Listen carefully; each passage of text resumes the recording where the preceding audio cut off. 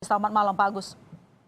Selamat malam Mbak, Assalamualaikum warahmatullahi wabarakatuh. Waalaikumsalam warahmatullahi wabarakatuh. Pak Agus, ini kalau kita lihat sejumlah bantuan sudah datang. Sudah cukup atau belum? Lalu kemudian bagaimana dengan fasilitas yang diberikan oleh Pemda seperti dapur umum, mungkin logistik, apakah semua sudah merata? Ya, soal bantuan sejak kemarin dan beberapa hari lalu, sejak hari Minggu lah ya, itu sudah terdistribusikan. Pada awal mulanya ada kendala soal terputusnya akses transportasi jalan jembatan yang mengganggu mobilitas barang jasa maupun manusia. Kepentingan penanggulangan bencana ini.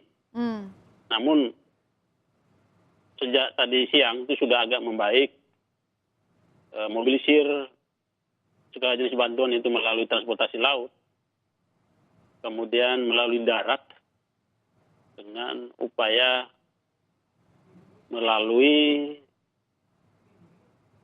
kendaraan roda 4 pickup, karena memang praktis di beberapa ruas jalan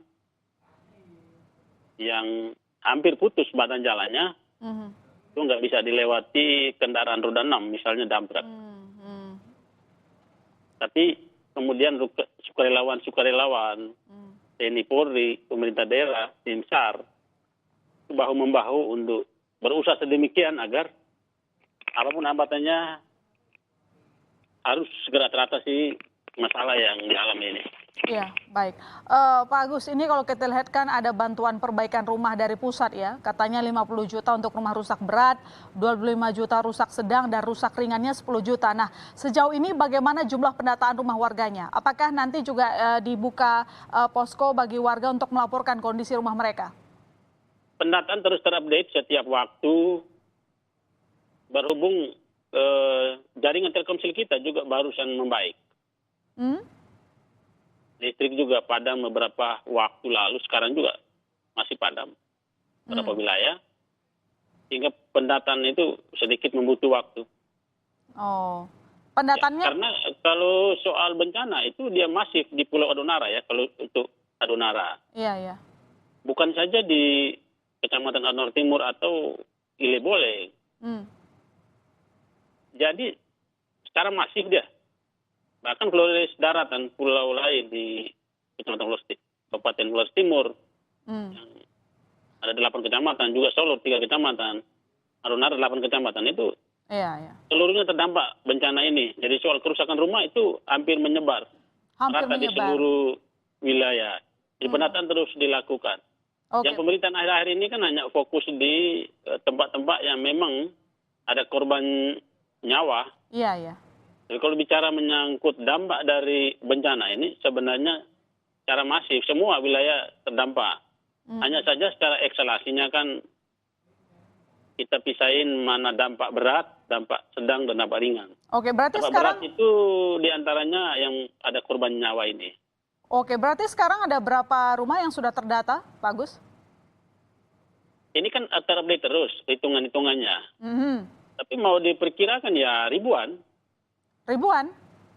Ya, kalau rusak berat, sedang, dan ringan, ya ribuan itu. Karena gini Bu, di bencana di sini itu dari karakteristik masalahnya kita bisa pisahin 3 bentuk. Pertama, rumah-rumah yang rusak di pesisir pantai akibat gelombang laut naik 1-2 meter. Itu dia menghampas seluruh rumah, bangunan, hampir sejauh 1 kilo di setiap pesisir pantai. Nah, yang kedua di daerah longsoran, di daerah lereng. Dan yang ketiga adalah di daerah-daerah bantaran kali yang terkena dampak banjir. Di area pegunungan di bagian Adonara Barat, Adonara Tengah, Watan Ulumado, Kelubagolit, Witihama, Adonara Timur itu juga terdampak. Kalau soal kerusakan rumah dan gedung-gedung umum lainnya. Iya, baik. Berarti sekarang jadi banyak sekali korban rumah ini.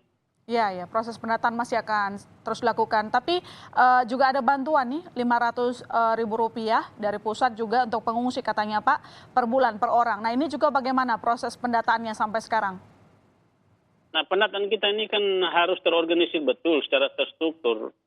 Sehingga kemudian tidak membias, menimbulkan masalah baru. Ya. Tapi Strateginya gimana, Pak? kami pemerintah menjamin, Pak Bupati dan saya menjamin, data yang diberikan adalah data-data real, tidak ada manipulasi apapun. Karena namanya bencana, kita nggak bisa manipulasi untuk kepentingan, untuk menguntungkan diri sendiri atau sekelompok orang. Itu tidak ada.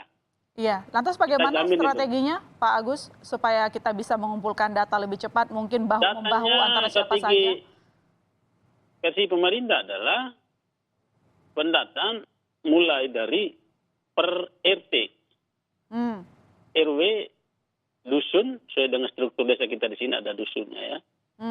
Kemudian di tingkat desa dan kelurahan. Oke, baik. Kemudian secara kecamatan baru kita rekapitulasi per kabupaten gitu. Oke, baik. Nanti kita akan Sehingga lihat bagaimana datanya prosesnya. benar-benar valid. Oke, baik. Nah, tapi ngomong itu kan untuk bantuan pusat ya, Pak. Kalau untuk yang dari Pemda misalnya ini bagaimana kesediaan anggaran, misalnya anggaran untuk perbaikan infrastruktur. Apa sudah disiapkan dana itu sekarang? Udah dihitung?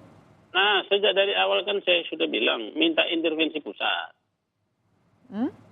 Dan minta juga ini boleh ditetapkan sebagai bencana nasional, terlepas dari kriteria-kriteria yang ditentukan oleh Badan Penanggulangan Bencana Nasional.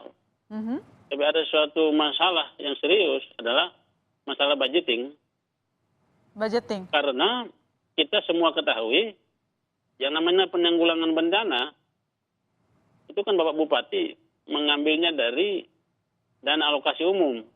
Oke, baik. Nah, problemnya adalah dana alokasi umum kita itu terpotong oleh pemerintah pusat hampir 100 miliar Oke, baik. untuk kepentingan virus COVID-19. Baik, Pak Agus. Karena itu praktis kita tidak mempunyai sumber daya budgeting yang cukup. Baik, Pak Agus, ini berarti ya, meminta intervensi dana pemerintah tambahan dari pusat begitulah ya, Pak Agus. Semoga Sangat semua dapat memintanya. ya, semoga semua dapat segera selesai ya, Pak Agus. Selamat bertugas kembali. Terima kasih telah bergabung di Berita Utama. Selamat malam, Pak Agus. Sehat-sehat selalu. Selamat malam, Tuhan berkati. Halo, saya Audrey Chandra, presenter di Sapa Indonesia Siang. Perbaharui yuk informasi yang paling baru, independen dan juga terpercaya hanya di YouTube Kompas TV. Jangan lupa untuk subscribe, like, komen, dan juga share ya. Nah, terakhir itu tuh dinyalain loncengnya ya untuk dapetin notifikasi berita-berita terbaru.